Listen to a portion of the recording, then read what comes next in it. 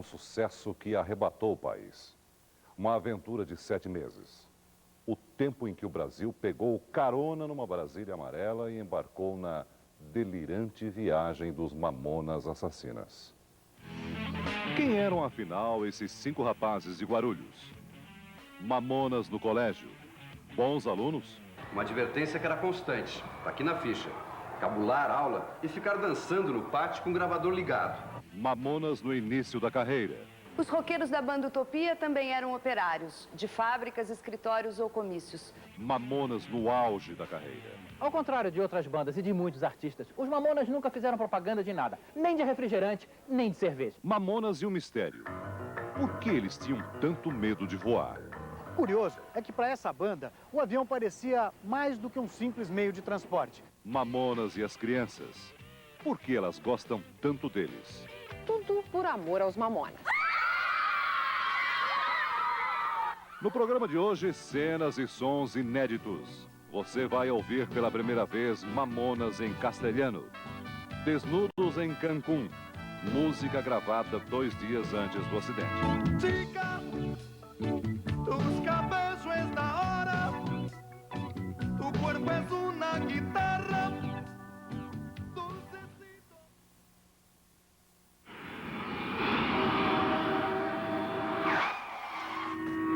Não é uma cidade musical. Se bem que seus sons são capazes de formar uma geração de bateristas ou guitarristas. A estrada no meio da cidade, turbinas a jato tocando antenas de TV. Um convite permanente à viagem. Basta aceitá-lo. Já vai! Foi o que fizeram os 5 garotos de Guarulhos. Entre prédios populares, carros populares, um violão apareceu nos anos 80 e algumas vozes gozadas. Mina, seu cabelo é da hora. Eram Dinho e Davi, amigos de música e vadiagem, cúmplices mais tarde na história da velha Brasília amarela. Minha brasa amarela tá de porta aberta. O Dinho, ele fazia coisas que muita gente tem vontade, mas não tem coragem, entendeu? Ele era um cara assim muito autêntico, muito original, entendeu? Ele era humilde, mas ao mesmo tempo, ele era uma pessoa assim que fazia com que as pessoas, sei lá, ele era ame-me ou deixe-me. I love you. Eu não me incomodo que me chamem de caipira.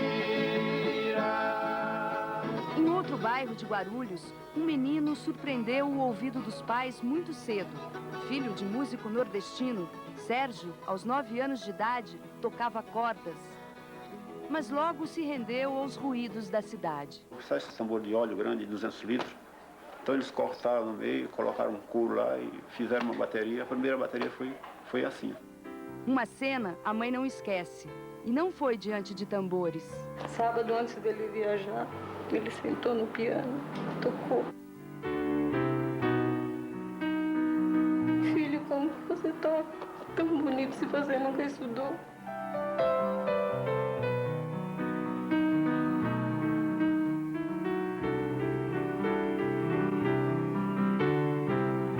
Sérgio, o irmão Samuel, Júlio, Bento e Dinho. Todos rapazes da hora, que quer dizer bacanas. A gíria não podia ser mais paulista. E o Brasil inteiro cantou.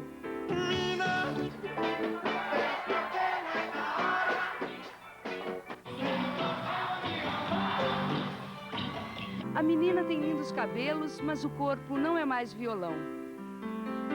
6 quilos mais magra, Mirella, a pitula da música Pelados em Santos, foi a musa do vocalista Dinho. Eu fiz essa música em Santos.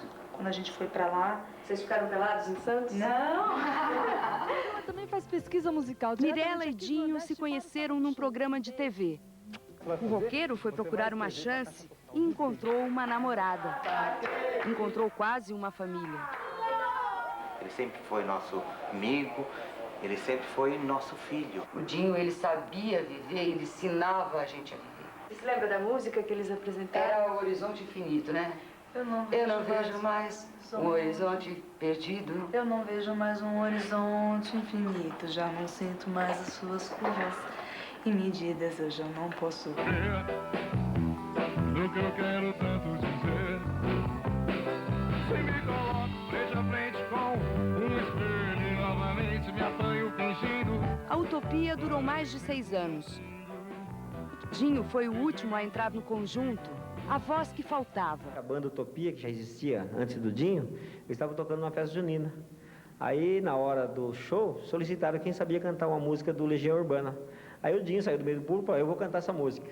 E cantou a música, foi aplaudido e, a partir desse momento, o Dinho entrou na banda Utopia.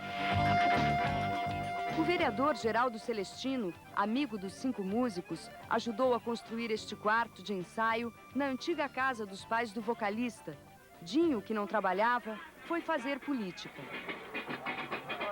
Ele se prontificou a fazer o jingle da minha campanha. Geraldo Celestino, deputado estadual. Garotão, tá brincalhão. E a luta continua, companheiros e companheiras. O talento de escrachar, imitar, zombar foi reconhecido muito antes do que o talento de cantar. Ela dançando ali, dançando pra lá, dançando pra cá. Dinho trabalhou com Savério nos programas musicais de TV. 5 primeiras gatinhas que ligarem. Isso é uma figura. A banda Utopia era mais uma banda. Savério, vê nosso peixe. Aqui, eu vou mostrar, calma. Que coisa linda, olha. Nossa Senhora. Ele fazia sucesso mesmo, era nos bastidores. O que quiser, né? O que eu quiser? Tem que falar o que você quiser, né? Como é que eu vou falar com você, peixe?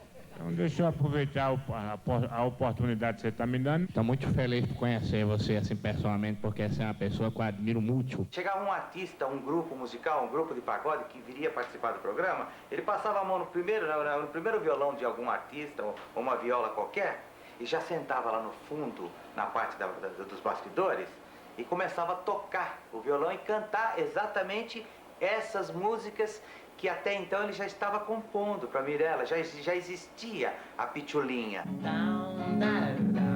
O romance de Mirella e Dinho avançou pelas estradas de Santos. Réveillon na praia, noites em parques de diversão,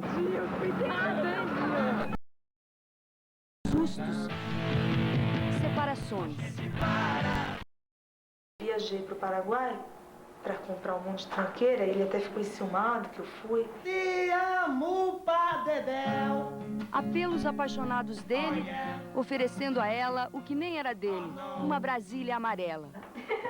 Essa Brasília amarela, ela era do meu avô. Minha Brasília amarela tá de portas abertas pra onde a gente se amar pelos instantes.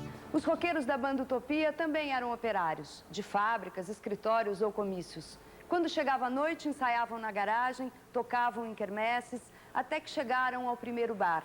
Os aplausos não eram tão contundentes, o grito das fãs não era tão histérico, mas foi nesse pequeno palco que eles conquistaram a plateia de Guarulhos. Utopia, pra gente, é tudo. Tudo é utopia. Mas o disco não é uma utopia. O disco já é uma realidade, né? A gente gravou o primeiro disco, o primeiro e último disco. Podemos assim dizer que a vida está por acontecer. O disco vendeu poucas cópias. Os músicos se identificavam menos no rock e mais nas brincadeiras. Estava criada uma nova proposta de música. Utopia ainda era o nome da banda, mas os gestos e o comportamento dos músicos, assim como as letras das canções, começavam a mudar. E foi aqui, neste mesmo bar, que os Mamonas fizeram as primeiras palhaçadas e criaram o primeiro alvoroço.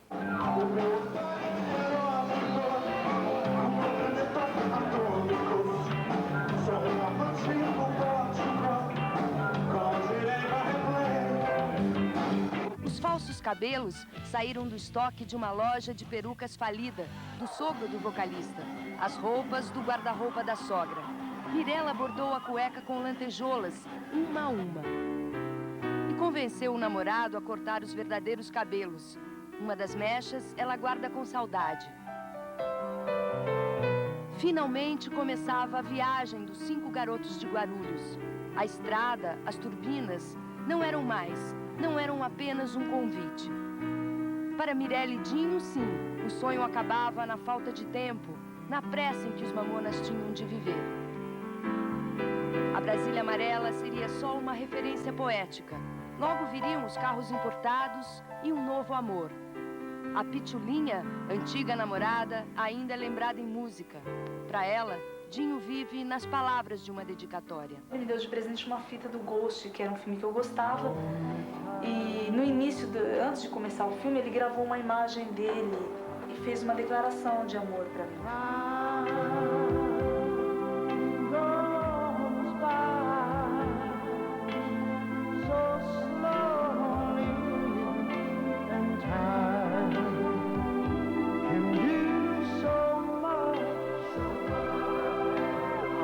Agora no caminho do precipício do fim. Filma nós,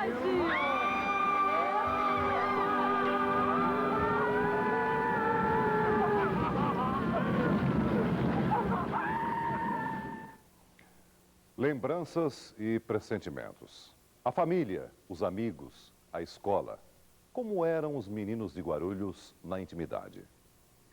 A seguir, Mãe Diná, a sensitiva que previu o acidente, revela a visão que teve dos Mamonas no dia do enterro. É linguagem de criança, comunicação imediata numa história de amor à primeira vista. As crianças grandes do palco falavam bem alto o que os pequenos só costumam falar escondido.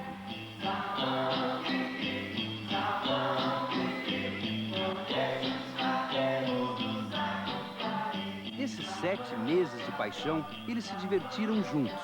Foi uma farra. Mas hoje está difícil fazer essa combinação de alegria e morte. Ia pousar o avião, daí ele virou...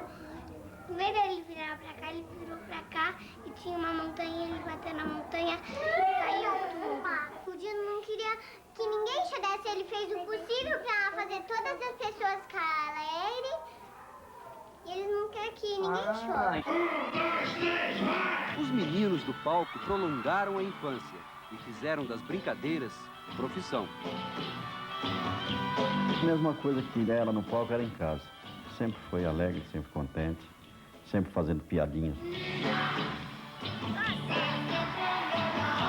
Ele sempre foi muito dado com todo mundo, ele chegava, sentava no meio da rua, do outro lado, com o pessoal. E era assim, eram muito alegres, muito carinhosos.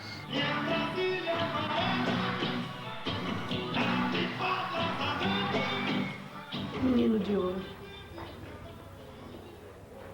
Um pedaço de mim, assim, incrível.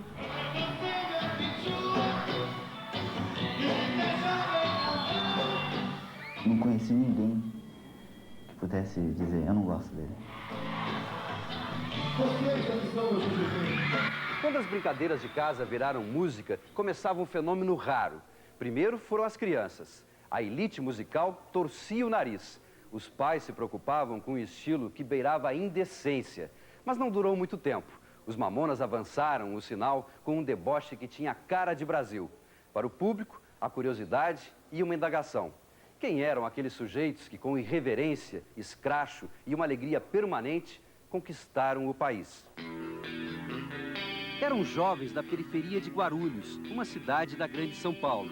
Tinham entre 22 e 28 anos. Jovens comuns, que sonhavam com sucesso. Você não imaginava que algum dia o menino aqui saído de Guarulhos ia ser conhecido do jeito que foi? Não. Eu acho que nem eles mesmos pensavam assim. Eles esperavam fazer sucesso, aparecer, assim, fazer sucesso, mas não esse sucesso imenso que fizeram. Ele falou, pai, da minha vida, minha maior emoção foi quando eu vi tocar no Rio de Janeiro e acabou a música e disse estar em terceiro lugar, porque eu não entendi que nós lancemos um dia antes. O sucesso veio, tão grande, tão rápido, que eles nem chegaram a se acostumar. Eu falava, poxa, eu posso me considerar uma pessoa feliz e abençoada por Deus. Afinal de contas, eu nem sou tão bom assim e as pessoas me amam e admiram o meu trabalho. Tem guitarristas aí que são muito melhores do que eu e não tem esse reconhecimento. A agenda carregada afastou os meninos de casa, mas nas poucas horas de folga, voltavam querendo colo. Que pegava no colo, jogava no sofá. Não, a senhora tem que deixar eu beijar a senhora, porque a senhora está cansada de beijar só meu pai, que é um baiano, né? A senhora tem que beijar outro baiano também. Eu sou um baiano mais bonito, a senhora não tá vendo? Ele subia, ele deitava entre eu e ela, beijava um, beijava outro, beijava um, beijava outro. Aí eu falava, Dinho, você parou de ser neném há tempo. Ele falou, não, sou neném. Dinho era um moleque, o maior de todos. O sol nasceu para todos, a sombra para os mais sabidos. Ele sempre procurou a sombra. É mesmo? O que você quer dizer com isso, sempre procurou a sombra? Porque ele se destacava no meio de qualquer um. Ele tinha liderança aonde ele chegasse.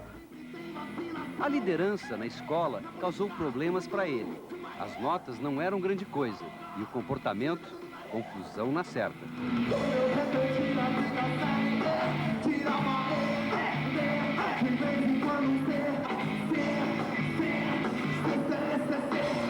Só no ano de 84, Dinho teve 3 advertências. A mais curiosa já estava relacionada com o futuro do garoto, que na época tinha 13 anos. Uma advertência que era constante, tá aqui na ficha.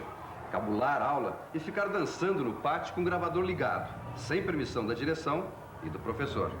A gente tinha sempre um carinho por ele, porque sabia que era uma brincadeira, ele nunca foi mal criado. Então ele não era mal criado, e uma criança que não é mal criada, a gente não consegue ficar com mágoa de jeito nenhum. Este conjunto habitacional perto do aeroporto de Guarulhos era ponto de encontro da turma antes do sucesso. Dinho comandava as brincadeiras. Tinha uma corrida da cueca aí, não tinha, não? Tinha, no Ano Novo. No Ano Novo, dava meia-noite, todo mundo ficava com seus familiares, né? Aí se reunia todo mundo aqui novamente. Aí chegava, o Dinho sempre era o primeiro, né? Que ele sempre foi o mais extrovertido, mais atirado sempre. Aí ele era o primeiro, já arrancava a roupa, ficava de cueca, aí a gente dava a volta no secap todo, de cueca. Todo conjunto habitacional. Mas toda vez que alguém fala do Dinho, sempre fala em zoeira, brincadeira, alto astral, ele fazendo a maior esculhambação. Mas não tinha um momento que ele ficasse triste, sério? Nunca vi o Dinho triste. Ele acordava fazendo palhaçada. Valéria, a namorada, também lembra do Dinho alegre e brincalhão. Para afastar a dor desses últimos dias, é essa imagem que ela quer guardar na memória. Só de pensar que nós dois éramos dois. Saudade é difícil porque um gesto, uma coisinha que era pequenininha dele fica enorme, né? Faz a gente lembrar e ter uma saudade tão grande. Lembrar nós na Kombi no domingo, nosso amor era tão lindo. Uma das pequenas recordações que Valéria quer guardar para sempre está registrada numa fita de secretária eletrônica. Um recado que Dinho deixou há 3 semanas, quando estava no Rio de Janeiro. Eu já cheguei, tô aqui no Rio de Janeiro, agora 9 horas, 14 minutos. Eu tô no quarto, aquele mesmo quarto que a gente ficou, naquele mesmo hotel. Fazendo muita essa foto aqui. E só pra te mostrar um pouquinho do que eu tô sentindo agora, eu vou te falar o que é. Eu te amo, eu te amo, eu te amo, eu te amo, eu te amo, eu te amo, eu te amo, eu te amo. Dinho repete a declaração de amor 65 vezes. Eu te amo, eu te amo, eu te amo, eu te amo, eu te amo, eu te amo, eu te amo, te amo, te amo. Sonhos interrompidos. Uma carreira meteórica que acabou em tragédia. O acidente na Serra da Cantareira foi estranho, ainda inexplicável. Tão estranho como as sensações que muitos sentiram dias antes do acidente. Quando eles começaram a tocar todo dia eu via. Chorava todo dia. Não sei explicar. Talvez meu coração já sentisse alguma coisa. Antes de ir para Brasília, ele falou que ele estava indo embora, que ele estava indo embora muito feliz. E que em todos os momentos da vida dele e daqui para frente sempre o coração dele ia estar do meu lado. Mais estranho ainda, no final do ano passado, uma vidente tinha previsto a tragédia. Mesmo sem conhecer o grupo, Mãe Diná via nuvens envolvendo cada um deles toda vez que apareciam na TV. imagem que a senhora via era turva, não era... Perfeitamente. Não era definida. Não. Aí, conforme foi passando o tempo, que é mais ou menos isso há uns 5 meses atrás, aí aquela figura, elas vão se transformando de uma certa forma que a gente não enxerga mais. Quer dizer, se a senhora pudesse interferir nisso, digamos, hipoteticamente, que a senhora evitasse que eles entrassem naquele avião, não ia adiantar? Eu, principalmente, não poderia fazer nada, porque eu acredito demais no destino. Quando o destino vem, ninguém é capaz de mudar. A gente já nasce com ele. Mãe Diná diz que continuou tendo visões, mesmo depois que as imagens dos rapazes tinham quase desaparecido. Na hora que eles estavam sendo enterrados ali, eu vi aquela clareira prateada muito bonita, tá entendendo? Portanto, é onde eu torno a repetir. E eu tenho certeza que esses rapazes não eram para permanecer aqui na Terra. Destino, mistério ou quem sabe nada disso. Para as famílias dos rapazes, só uma certeza é absoluta. Foi uma história de quem sonhou com o sucesso e venceu. Você não diria, então, que, apesar da dor da perda, você preferia que ele não tivesse entrado nessa? Não, ele tinha que ter feito isso. Sabe, ele não teria cumprido a missão dele se ele não tivesse entrado na carreira artística. A herança dos Mamonas. Um único disco e os números surpreendentes de quem levava o trabalho quase na brincadeira. O estúdio onde o grupo gravou seu maior sucesso.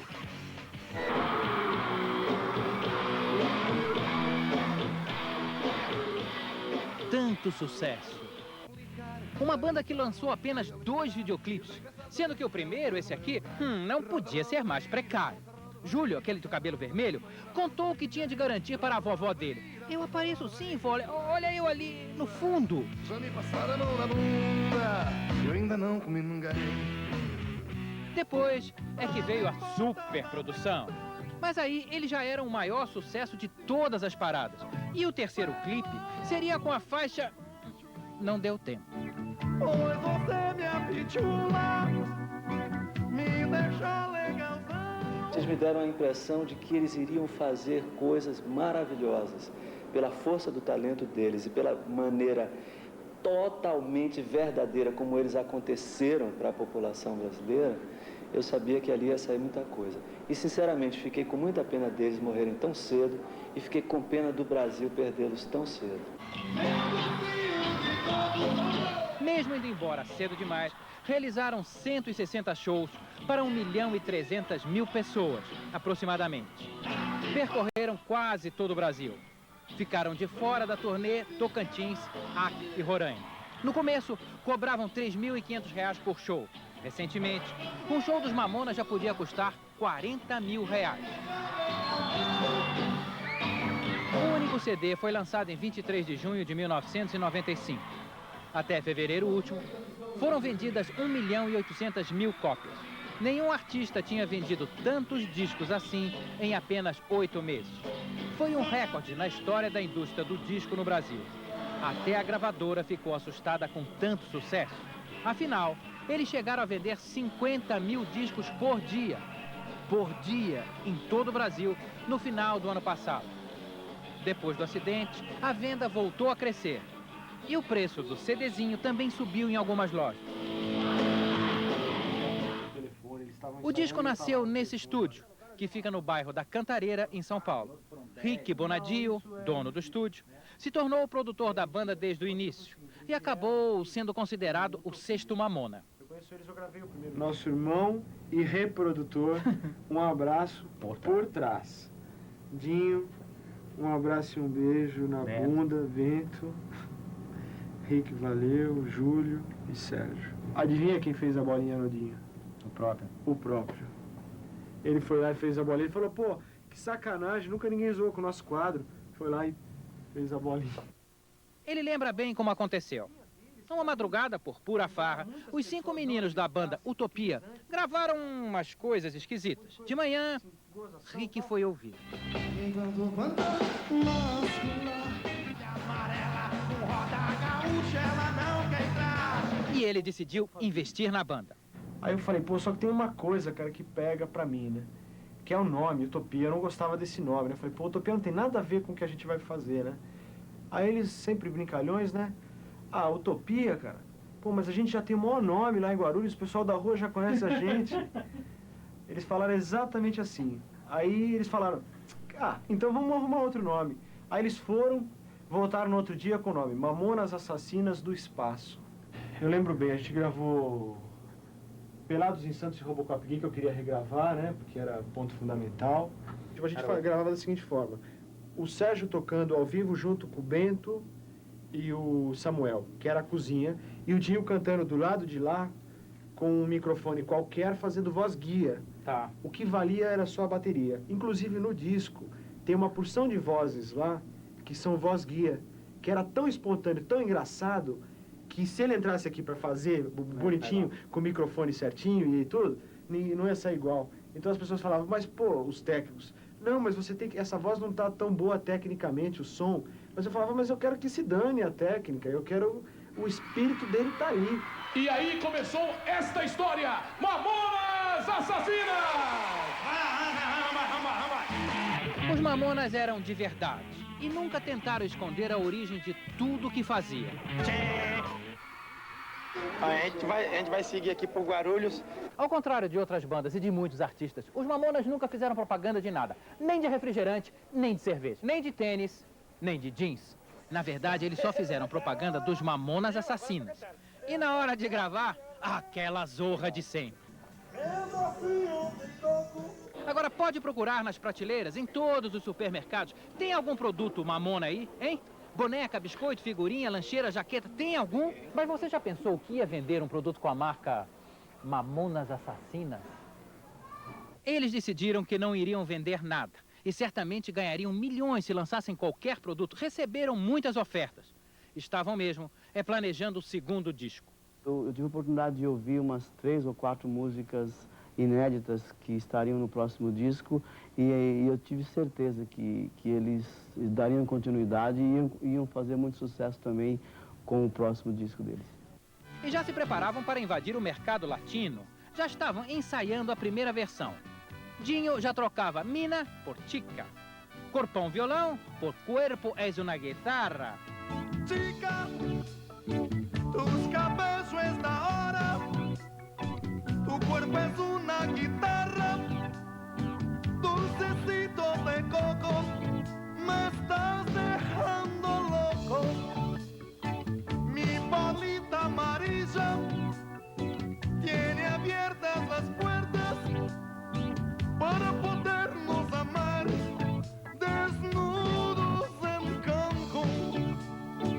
Eres mi linda pichula, me dejas muy loquito, no me siento solito, tú eres mi lechuguita.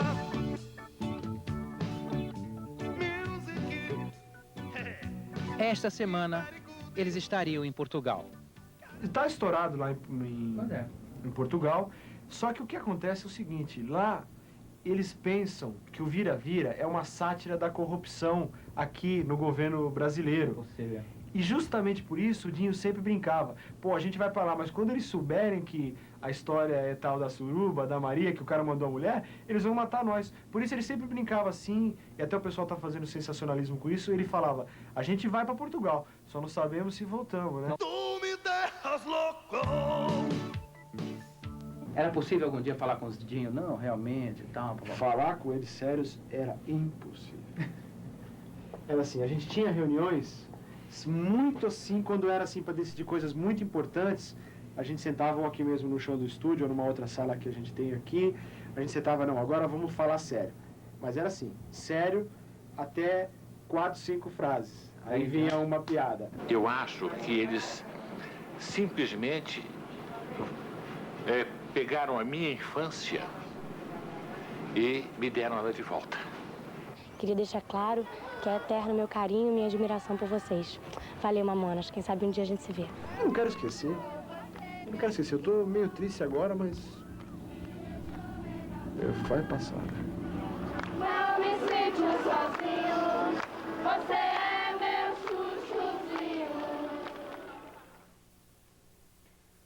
Mamonas, Agostinho dos Santos, Gardel, Glenn Miller. Quantas carreiras acabaram na queda de um avião? A tragédia dos meninos de Guarulhos deixa mais um alerta. Viajar de jato executivo pode ser arriscado. A seguir, o medo de voar e as incríveis premonições do acidente. A namorada de Dinho e a filha do piloto pressentiram o desastre com o avião. Ele vai cair e meu papai vai morrer. Brasília, sábado passado. A alegria irreverente dos Mamonas sobe ao palco, pela última vez.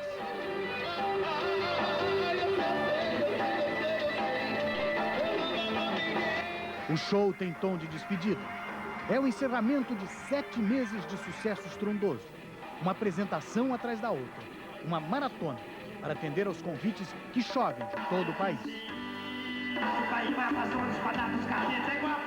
E a partir daí, comandou essa operação, quantos shows? Foram 175, mais ou menos. Em coisa de 7 meses? É. Um por dia? Um por dia. A esta altura do sucesso, eles já podem se dar a um luxo.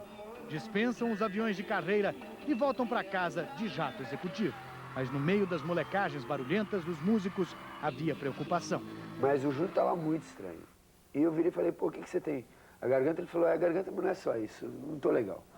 Estas imagens foram gravadas no dia do acidente. Antes de embarcar para Brasília, Júlio retoca a pintura vermelha no cabelo no salão de beleza de um amigo, em Guarulhos. Diante da câmera, operada pelo dono do salão, Júlio revela que ficou assustado com um sonho. Falou, Júlio. Boa viagem. Essa noite eu sonhei com um negócio assim, parecia que o avião caía, não sei. Eu vou rezar por vocês. Coincidência, premonição, o fato é que, nos dias anteriores ao acidente, várias pessoas ligadas, de uma forma ou de outra, ao grupo, dizem ter sentido a mesma preocupação. Valéria, a namorada do vocalista Dinho, acordou assustada no meio da noite de sexta para sábado. Tinha um mau pressentimento. Na noite antes dele viajar, a gente estava dormindo, eu acordei no meio da madrugada, assim, meio choramingando, falei que estava triste porque ele ia viajar, daí ele falou, você pega o avião e vai me encontrar lá, e depois você volta comigo no avião. Eu falei, não, um dia eu vou ficar para arrumar mala. A viúva do comandante Jorge Germano conta outra história impressionante. No dia do acidente, em Orlândia, interior de São Paulo, a filha do piloto deixou a família arrepiada. É questão de uma semana atrás, a minha sogra esteve aqui e ela falou, vovó, tá vendo esse avião? Esse avião é do meu papai. Ele vai cair e meu papai vai morrer. A mãe do vocalista, Dinho, conta que o próprio líder dos Mamonas andava com medo de voar. Ele gostava de andar de avião, mas ultimamente ele estava com medo. Disse isso para a senhora? Ele disse que estava meio medo porque os aviões não eram muito seguros. Mesmo descontando premonições e maus presságios, é só olhar para a agenda dos Mamonas para sentir que eles andavam demais longe do chão. Só na semana passada, eles cruzaram os céus num zigue-zague aéreo que começou quarta-feira em Ipatinga, Minas Gerais. De lá, os Mamonas decolaram para Caxias, no Rio Grande do Sul. Na sexta-feira, pousavam em Piracicaba, no interior de São Paulo. E no sábado, já haviam batido asas para Brasília, de onde só voltariam para o acidente que os matou. O senhor já estava, enfim, contra esse ritmo? Eu achava que todo mundo precisa de um espaço, mas não há necessidade de muita esganação, porque tá aí, não vai nem um cruzeiro na carteira. A revolta do pai do vocalista Dinho é compreensível, mas o ritmo imposto pelo sucesso meteórico dos Mamonas exigia que a banda se deslocasse literalmente a jato pelo país. Mas para os Mamonas, os aviões pareciam ser algo mais do que um simples meio de transporte. Os rapazes, criados aqui em torno do Aeroporto Internacional de São Paulo, tinham uma relação de paixão e medo com as máquinas de voar. O coordenador dessas viagens, o produtor Johnny Anglister, conta que, se desse para escolher, ele evitava viajar em companhia dos Mamonas. Por quê? Por causa que ele sempre pediu para os pilotos fazer as tais manobras radicais. Que tipo de manobra? Rasante, G0. Agora, isso poderia ter sido, por exemplo, uma atitude deles no momento do pouso lá, do acidente? Sem chance. Não. Pelo horário, eles estarem voltando de um show já cansados. E também o aeroporto de Cumbica, ali não teve brincadeira, o cara já estava pousando, ele arremeteu de novo, então... Mas o comandante Lincoln, que transportou várias vezes o conjunto neste jato, igual ao que caiu, antes dos Mamonas mudarem de companhia, diz que os rapazes do grupo adoravam sentar no lugar do copiloto. Todos pediam. Era uma briga para sentar do lado do comandante. Mas para quê? Eles queriam pilotar? Gostavam de voar. O acidente que matou os Mamonas Assassinas deixou muitas perguntas no ar. Levantou também dúvidas sérias sobre a qualidade e a segurança dos serviços das chamadas empresas de aviação executiva. Na verdade, quem confere as estatísticas dessas empresas aqui no Brasil pensa duas vezes antes de entrar num táxi aéreo. No ano de 94, aconteceu um acidente com um avião executivo a cada 5.800 horas voadas. É praticamente o dobro do número de acidentes de 91. A falta de manutenção pode estar por trás desse crescimento trágico. Este piloto, que não quis ser identificado, denunciou esta semana no Jornal Nacional que algumas empresas de táxi aéreo não registram horas voadas para adiar as revisões obrigatórias. Se fossem verificar no relatório de bordo, a aeronave estava perfeita. Quer dizer, havia uma manipulação do relatório. Exato, e ainda há. A falta de treinamento dos pilotos também pode ser outra explicação para essa trágica estatística. Fernando Cruz foi comandante de Learjet durante 10 anos na maior empresa de jatos executivos do país. O ex-piloto diz que é fácil conseguir a licença para pilotar jatos velozes como o Learjet, mesmo sem cumprir todas as exigências de treinamento. Eu acompanhei um processo em que o piloto fez o ground school num tipo de avião, pulou as etapas de CPT e simulador, foi direto para o cheque num outro tipo de Lear, num Lear 35, e logo em seguida, na primeira escala, ele foi escalado num avião modelo 55, quer dizer, sem ter nenhuma das etapas, né? O ex-comandante diz que falhas na formação podem explicar a sequência inacreditável de erros do piloto germano, que comandava o Learjet dos Mamonas. Pelas informações que eu tenho, o tempo de voo foi acima do normal. Qual seria o tempo normal? 75 minutos. 1h15. 1h15. E quanto tempo durou o voo? A informação que eu tenho é 1h50. E essa diferença de 35 minutos é significativa? É muito significativa. Quando se aproximou da pista, pronto para pousar, o comandante germano cometeu mais 2 erros. Voava alto e rápido demais. Ao perceber que não poderia pousar com segurança, o piloto arremeteu, levantou o nariz do avião e seguiu em frente, e dobrou bruscamente à esquerda. Em poucos segundos, ele batia de frente com a Serra da Cantareira. Ele iniciou o processo da arremetida com curva à esquerda, ou seja, para o setor norte do aeródromo de Guarulhos, onde existe a Serra da Cantareira. Quando a curva correta, inclusive prevista no manual, na carta de aproximação visual emitida pelo Ministério da Aeronáutica, é para a curva à direita, para cima da Via Dutra, para exatamente evitar a situação de relevo que existe no setor norte. Os indicativos, eu quero frisar que é uma questão, são indicativos que nos levam a supor que o treinamento, que a doutrina de segurança de voo, que a doutrina operacional dessa empresa deixa bastante a desejar. A Cobrata, a Companhia Brasileira de Táxi Aéreo, parece mesmo seguir uma rota de improvisações. O nome da empresa não tem nenhum registro junto ao Departamento de Aviação Civil, uma exigência do Ministério da Aeronáutica e do Código Brasileiro de Aviação. Um detalhe que é contornado pela empresa com o seu contrato registrado na Junta Comercial do Estado de São Paulo. Lá, a empresa é identificada apenas como uma prestadora de serviços de locação e arrendamento de veículos, sem dizer se eles têm asas ou não. No orçamento de R$ 39.500, enviado à produção da banda para os voos da semana passada, surge o nome de uma outra empresa, a Aerocom Táxi Aéreo Limitada. É ela que recebe o pagamento da tarifa. Mas o avião prefixo PT-LSD, que levava a banda, era de uma terceira empresa, Madrid Táxi Aéreo, de propriedade do ex-presidente do São Paulo Futebol Clube, o empresário Antônio Leme Nunes Galvão. A Madrid tem sede em Ribeirão Preto, no interior de São Paulo, apesar do avião operar na capital. No endereço da Cobrata, na zona sul de São Paulo, este homem se identifica como o gerente da empresa e admite que a Companhia Brasileira de Táxi Aéreo, apesar do nome pomposo, não tem asas próprias. Apenas repassa clientes para outras empresas. Agora, vocês têm como garantir a qualidade desses aviões, já que eles não são de vocês? Olha, quem garante a qualidade, automaticamente é o aeroporto, Infraero, entendeu? DAC, porque todo um avião posa ali, Infraero chega, documento. Se não tiver em ordem, o avião é apreendido. Nos próximos 3 meses, a comissão de inquérito que investiga a queda do Learjet PT-LSD deverá entregar um laudo final. É possível até que alguém seja diretamente responsabilizado pelo acidente. Mas não há investigação que mude a rota desta tragédia. O último voo dos Mamonas Assassinas foi uma viagem sem volta.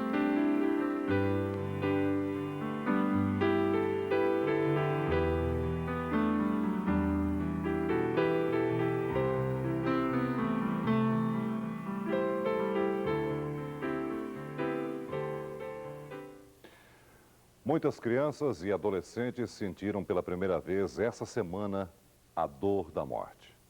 Mas afinal, por que os Mamonas atraíam tanto o público infantil? A seguir, Rafael, Felipe e Pedro.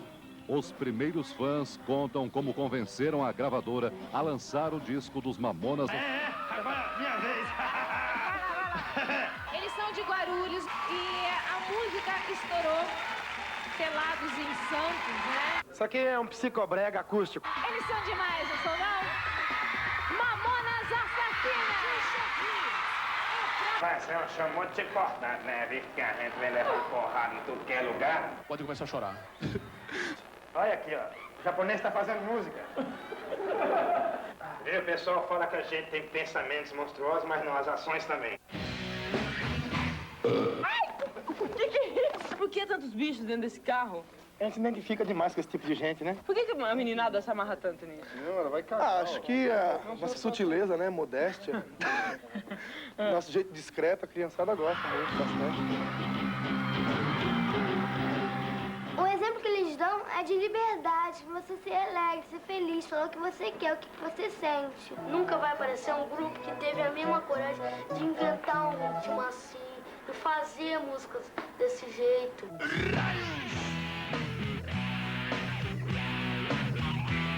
É palavrão, mas também a gente ficava muito contente com isso. Transgredir. Ir contra o que a escola e a família ensinam. Mais que isso, proíbem. Nada mais fascinante. Eu ia lá pra rua cantar. Por que você não cantava em casa? Porque minha mãe me botava pra me correr, que ela não dava esporro. Na música assim tem que falar, né? Você cantando, aí você fala. A educadora e escritora Tânia Zaguri conversou com quase 1000 adolescentes e constatou que, para eles, depois da escola, a atividade mais importante é escutar música.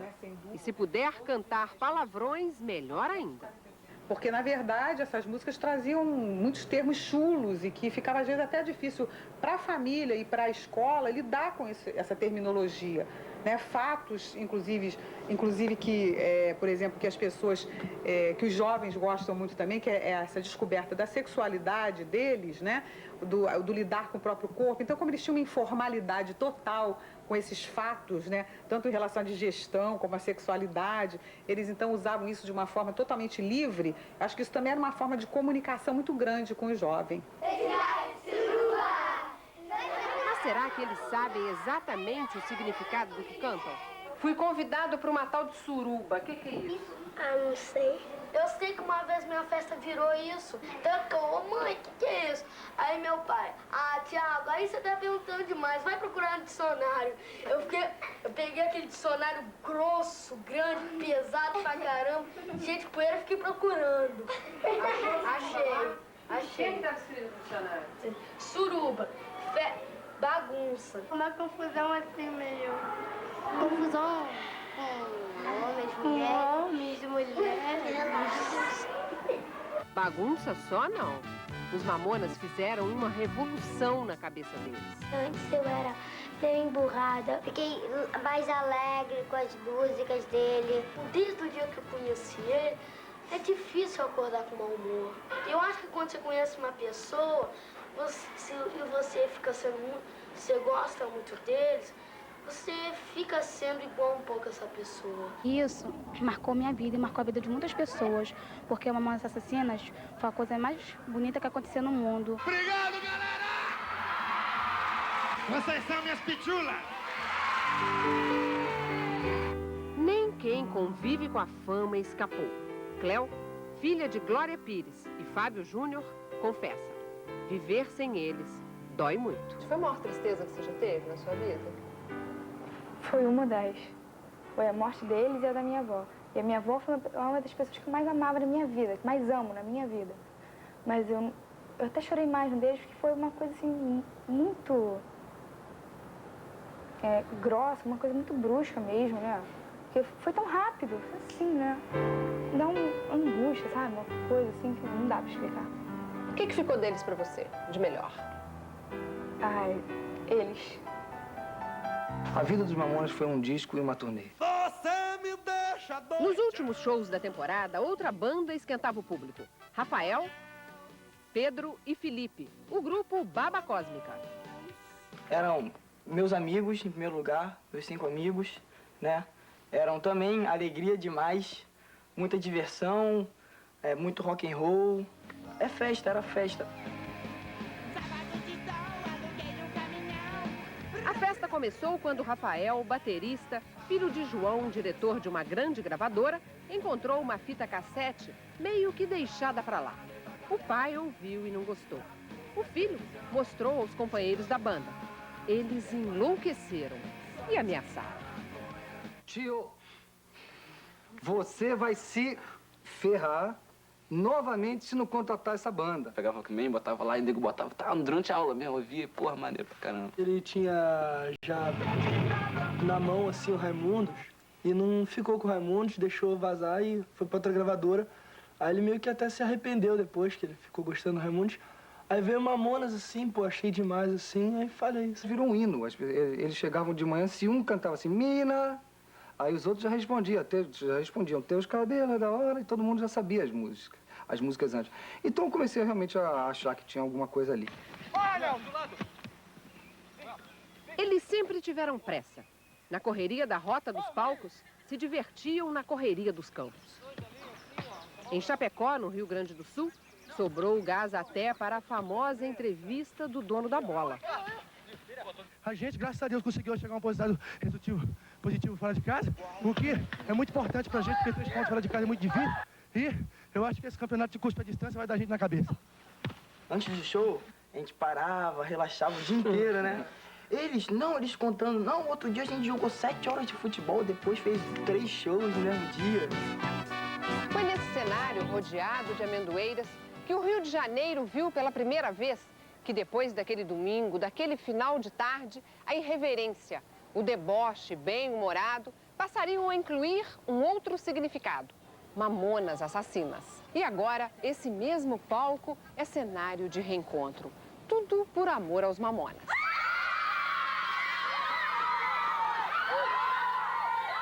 Um amor louco, um amor desmedido, sem limites.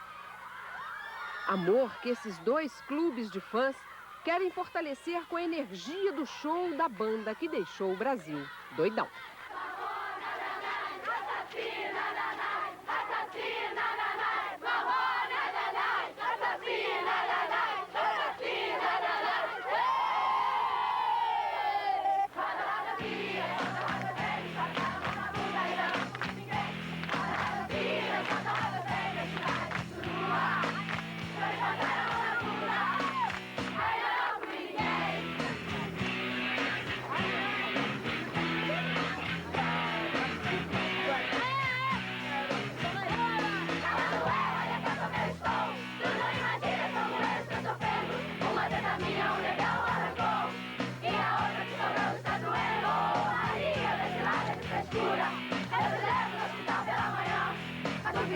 Bonita, monoteia, mas vale uma mão do que todos podiam.